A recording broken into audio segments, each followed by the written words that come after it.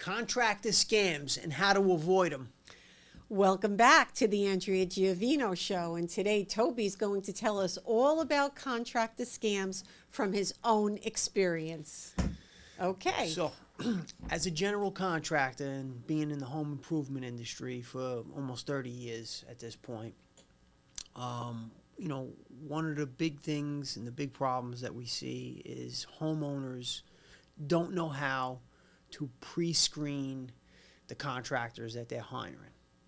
Well, how would a homeowner even know how to pre-screen? How do I know if a contractor is good? Yeah, you could read reviews, but as we all know, people can have their family members and friends make those reviews, and still the contractor can be no good. I mean, I've read articles of what happened even here in New York about contractors, homeowners that sued the contractor from really scamming them, like taking money and not even fixing their home and having to go to court and everything. And it's a nightmare for the people. It's truly a nightmare.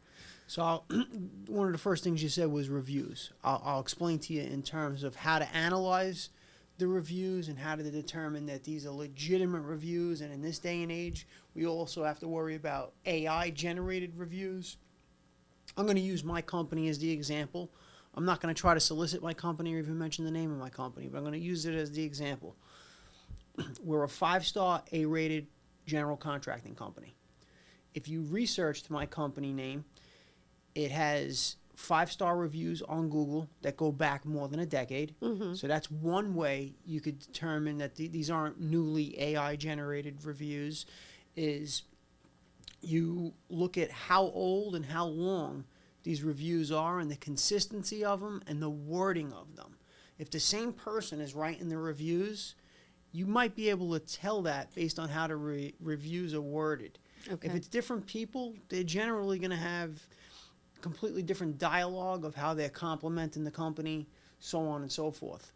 So that's one, how old the reviews are and how many they are and what's actually being said inside the reviews, and is there a level of diversity of what's being said, or is it the consistent same thing over and over again?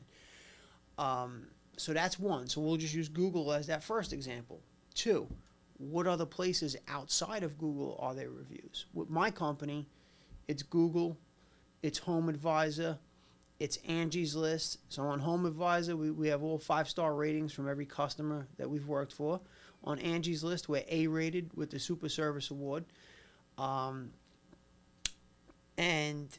anywhere else you look, all of our reviews are excellent. So there's also other areas that people could search as well. Maybe not as many reviews as the 3 I just mentioned, but if they went on BuildZoom, there might be a couple on there and in different locations. Well, let me ask you this question then. When a contractor is doing work in my home, the owner of the company doesn't come. He sends his workers. How do I know I can trust those workers? Great question. So a highly reviewed company, in most cases, a company like myself, and I know many other contractors because I'm part of contractor networks. Mm-hmm. So I'm part of an organization where we do insurance claims. Mm-hmm. And the companies that feed us work are national companies, in some cases international companies, and there's a network of contractors and general contractors that do what I do. And I just came back from a conference, as you know, in Louisville, Kentucky, where I was networking with thousands of contractors thousands of people from across the country, all different contractors that were part of this insurance restoration network. We come together at this meeting and to learn from each other and take different courses and so on and so forth, and we network. But what about the people you're putting in my home? So in my particular situation, we're required to be criminal background checked. So I actually criminal background check the majority of the people that work for my company. Mm-hmm. So that's one issue. Let's say an issue arises. I'm licensed and insured. So if you had an issue where they stole something, say. Yeah. So a licensed and insured contractor is going to do more due diligence than the guy you're calling off of. And this is the thing to avoid. Craigslist. Or handyman. Handyman. Yeah, you don't the know. friend that somebody recommended. This is Right. this is the big problem that you hear a lot. Someone recommended a friend. They did a Right. good job in so and so's house, but they're not a legitimate company. Right. This is where people run into big problems all the time because they got this recommendation from a friend. The friend's house looked good, blah, blah, blah, blah, but this person's not in business for themselves. And so this is a huge red flag. It's not saying every person that's not in business for themselves can't do an excellent job on a remodel, but I'm going to give it to you in this perspective. And this comes from experience of probably 5,000 homes as a contractor throughout the years. My workers, I know as the owner of the company, what my people are capable of. Okay. So when you say, well, the owner's not coming to the house, all right, well, if I have a top-notch project manager in the home managing the project, the owner doesn't have to come to the house. The owner may need to go on certain jobs or be involved somehow on certain jobs. What I do now with my guys is I'll do a FaceTime. So I don't have to go to every job. If something needs to be troubleshooted or I need to do some type of an inspection, I could do it via FaceTime with the guy. So I'll get on the phone and I'll have a face to see what's going on projects. That's how I'm able to get in multiple locations and see what's happening. My project manager maybe doesn't know something. He'll FaceTime with me. He'll need my professional opinion on something. So, that's how I do it on my end. But as far as what to look out for, a lot of companies that are companies and that are around for a long time and that have excellent reviews, those are solid companies. And there's a reason why their prices are generally higher than the friend that you're calling up of a friend or the guy on Craigslist. This is where people run into headaches and nightmares. Oh, they found somebody on Craigslist because they're trying to get a deal. Okay? There is people are trying to get a better deal and the best deal. So if my friend, for instance, a good friend is recommending this guy did my house and he did a great job, and I've had friends tell me that, this guy did a great job, but he's your local guy. He might have did a great job for you, but I don't know how he's going to do for me. So that could happen It too. also depends on what it is. I'm going to use the bathroom as an example. We'll use a bathroom remodel as an example because I'm going to tell you some of the stuff that I've seen throughout the years. So first off, the guy you don't know, the guy that's not in business, the guy that's on Craigslist or on one of these other spots that has a little ad somewhere, you go give that guy money and then you never see him again. There's a reason for that. You're trying to save a buck and it's costing you more. Yeah. Because you just tried to save a buck. And I Right. understand everybody wants to save $1. But when it comes to certain things, and again, I'm going to go back to the bathroom remodel. There's a smart way to shop. So in a bathroom remodel, if it's a full bath remodel, you have plumbing, you have electrical, you have drywall, you have paint, you have trim, you have tile work in many cases. There's a variety of different trades that are going into this. Now, you might have a bathroom that has mold. There's some contractors, they just rip out the mold, and now they're causing a secondary problem because they didn't do a mold remediation and they just ripped out moldy building materials. So that's a whole different problem. And in bathrooms, mold is very common. If we remodel 10 bathrooms, there's going to probably be a few bathrooms we're going to run into a mold problem with that need a mold remediation. I actually have to have you check my bathroom up. Okay, well, we'll have to check the Yes, bathroom. up in the master bathroom. Okay. So you want a full-service contractor that this is what they specialize in. Right. And you want a guy that's not going to be afraid to pull permits when needed. Right. So some contractors shy away from permits. If you're doing the right job, it don't matter how difficult the township is. You're doing the right job, so you should be able to pass permits. Yeah. If it's a more straightforward, direct replacement type of job, you may not always need permits. I've heard of stories of people I know that gave the contractor the money and then he was nowhere to be found. Yeah, because they probably... They took the money, said they were going to buy the material, and never came back. Yeah, well, that's a typical problem because your friend was probably looking for a deal. Yeah. They probably didn't research the contractor. It probably wasn't a legitimate contractor with good reviews. Because the reality of it is, at the end of the day, anybody with any level of integrity or any type of reputation and that has good reviews, that's their business. That's the sole foundation of what feeds them and their family for life. If it's their business. You're not going to mess that up. You'd be a fool to mess that up. Right. But a criminal will. will. They don't think about They're going to rob you. They're going to rob you. They're going to rob you. Or a lot of these guys that go into homes like as the painter or as the trimmer, what he puts the wall up. Carpenter. A lot of them have had addiction problems, like they're drinkers. I've had workers come to my house and I sent them home. I said, "You smell like alcohol. Yeah. You're not working here today." So what do you do with that? And this is the point. This is when you get the guy that's doing this stuff on the side.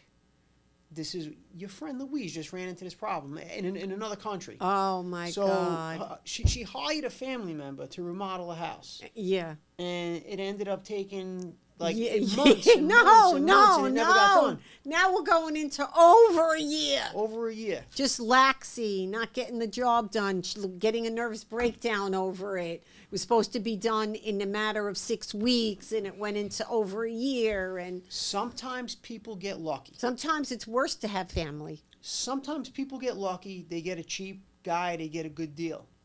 That's the high risk maneuver. If you're trying to get a deal in construction, on a major remodel project, I'm telling you, as a highly experienced contractor, there is no deals because there's a certain cost to doing business. And each guy that I send into a home is part of my salary and my company overhead, which as a company, I have overhead. That guy that's doing the job on the side may not have no overhead, and that's why he's doing it so cheap. But he may not also have the experience to have a business on his own. But also, all of the materials in these past several years, I'd say that since COVID... Skyrocketed, yeah. Exactly. I got an estimate on my kitchen a couple of years back. The guy was like $10,000 over when I actually called him. Yeah. I was like, what? He goes, well, all the materials went up. I was like, what? You're a crook. Out the door. Yeah, out the door. All right, so let me tell you some of the shortcuts now some of these contractors take to do a job quick. So I'm gonna use again. We're gonna go back to the bath because there's a variety of trades that happen inside a bathroom. Mm-hmm. The shortcuts that guys will take in a bathroom. Let's use the average, say 5x8 or 5x10 hall bathroom. Mm-hmm. In a newer construction style house. Typical bathroom remodel for a quality job takes about 2 weeks to remodel a bathroom like that. There's some guys that'll do those bathrooms in a few days. Yeah. And I'm going to explain the shortcuts that are taken in these bathrooms. One, plumbing. Plumbing, a licensed master plumber, just to replace a bathtub and put the fixtures in, they're going to charge you several $1,000s. I have guys that work for me that are capable of doing direct replacement plumbing, that are carpenters, that have been in the trades for a long time. They know how to do it. They know how to do it well. A direct replacement is when you take the toilet and you replacing that toilet in that same exact location. Once you start moving that toilet in that toilet location, that requires a licensed master plumber to start moving pipes because there's venting involved, which could lead to sewer gases backing up into the house, so on and so forth. Sometimes people will convert a tub to a shower. When they convert that tub to a shower, there's a drain that has to be moved sometimes. And if you have to remove the drain, it has to be done the right way. Otherwise, you could have sewer gases backing up into the house. The same thing goes for the vanity. Mm-hmm. So a carpenter that doesn't know what he's doing could put this stuff back together, get it to work, But you may have a problem in your house that you have no idea about that could be putting sewer gases back into the home because the plumbing wasn't put into code because they don't have the venting in the proper locations and they don't have the right type of plumbing traps in. So there's what's called S traps and P traps. So let's tell the audience that, like, so this is basically what to look for, scammers, like contractors that don't have The guy licensed. the guy that's not licensed, Right, the guy not that's- insured, that's a red flag. Not Those are your two major red flags right there. You don't hire a handyman to do a bathroom remodel. No. It's just a bad move. It's a foolish decision. I've seen it over and over again. You don't hire the friend that does it on the side. It's another foolish decision because I've seen bathrooms look excellent. The work looks good and everything was done wrong. Ah, okay. How do you know everything's done wrong? Because like I just said, say with the plumbing. Right. Or we go in there, like let's say some type of problem happened, right? And we go in there and now we have to check something because the other contractor maybe did one thing wrong or didn't finish the job and now we go in. And I'll use one particular house as an example. The plumbing, like I just mentioned, was done incorrectly with the drains. There was electrical lines buried inside the wall. There was a baseboard heater, so that you got to worry about a fire hazard if electrical's not done correctly.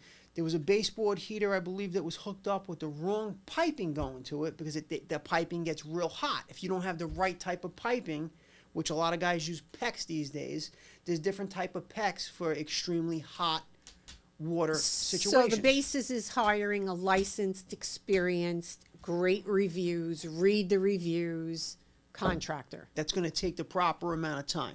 Right. The guy that's licensed and has good reviews and is going to remodel a bath in 3 or 4 days, that's a red flag for me. Okay. The guy that doesn't bring up mold potentials in a Okay. bathroom, that's another red flag because mold is very common in a bathroom. Tile. I'm going to talk to you about the tile shortcuts. No. So you had an excellent tile guy in your house because I've had the same guy yeah. tile in my house.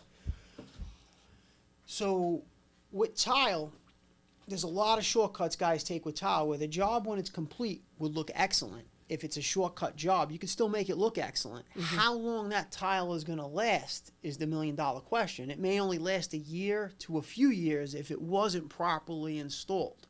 I'm going to get into the proper installation real quick of setting tiles. So if you're doing cement backer board, cement goes down first. The backer board goes down. Then the backer board seams get taped. Then before the tile goes down, if they're a larger format tile, bigger than 12 by 12 or 12 by 12, they would get back butted with thin set, and then thin set would go on the floor. Then the tile would get set. There's guys that do, that's the proper process. There's guys that cut that process in half. They don't back butter. They don't put thin set under the... So the basis of what we're talking about, and we're going to close it out because we could go on and on. All right, I could go on and on. Yeah, is that licensed, experienced, great reviews, check the guy out, don't get the friend's friend, don't get a handyman. With that, we're going to close out. Thank you for tuning in. Press that subscribe button. See you next time. Avoid the scams. Hit And that avoid button. the scams. God bless. Thank you. Okay.